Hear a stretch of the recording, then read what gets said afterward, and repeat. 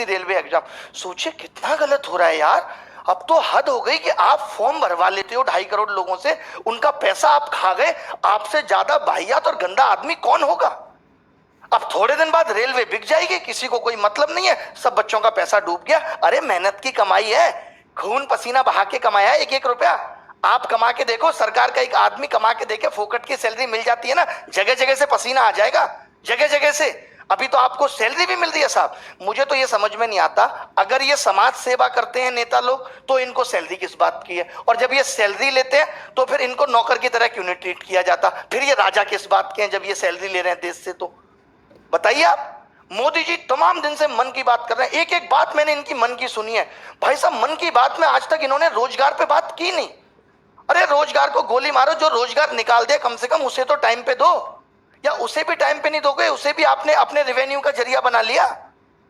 कौन टैक्स वसूलेगा आपके लिए। मोदी जी लगता है दूरगामी सिर्फ अपने लिए थे, देश के लिए नहीं है। अपने लिए तो उन्होंने सोच लिया था कि कैसे कैसे रास्ते पे चलूंगा कि प्रधानमंत्री बन जाऊंगा, बट वो ये नहीं सोच रहे कि इस देश का युवा जो आज जिन हालातों में, अगर यही हालत रहा तो ये देश नीचे चला जाएगा। ये आपकी देशभक्ति है, ये आपका देश प्रेम है। और ये जो मीडिया वाले चिल्लाते हैं ओम कश्यप फलाना ढिमका कि हम बहुत बड़े देशभक्त हैं, ये देशभक्त हैं, इनको नहीं दिखता कि क्या हो रहा है इस देश के अंदर। युवा कैसे बड़े, कितने न्यूज चैनल को मैं कॉल करके बोलता हूं कि इस चैनल पे डिबेट करा लो, अरे नहीं इस पे नहीं कराएंगे, हम दिखाएंगे तुम्हें तुम्हारी औकात, तब तुम्हें पता चलेगा।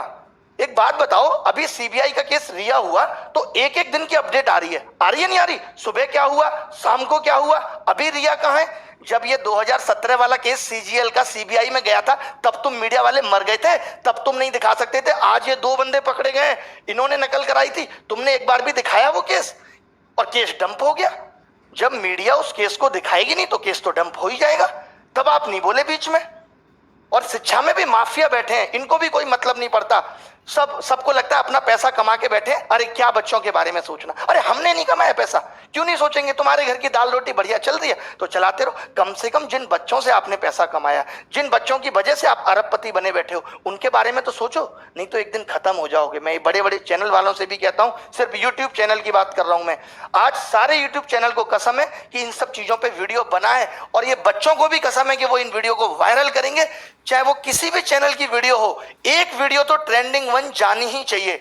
आज देखिए न्यू एजुकेशन पॉलिसी आई सीईटी आया, एक न्यूज चैनल वाले ने तमीज से डिस्कशन नहीं किया, तमीज से सरकार का इंटरव्यू नहीं लिया जितेंद्र सिंह का, कि आप बताओ इसको कैसे लागू करोगे।